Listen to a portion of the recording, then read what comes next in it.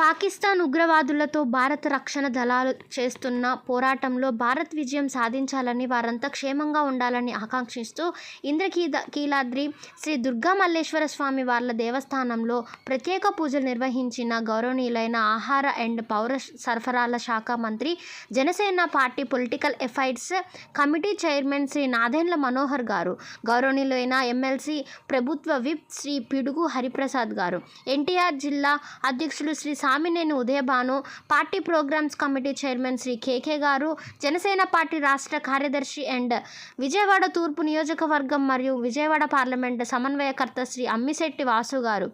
ఈ కార్యక్రమంలో జనసేన పార్టీ కృష్ణా జిల్లా అధ్యక్షుడు బండ్రెడ్డి రాము గారు, మైలవరం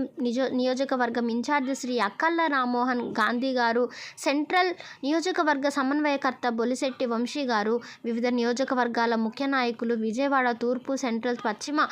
నియోజకవర్గాల డివిజన్ అధ్యక్షులు, ముఖ్య నాయకులు, నగర కమిటీ సభ్యులు, వీర మహిళలు తదితరులు పాల్గొన్నారు. JSP salute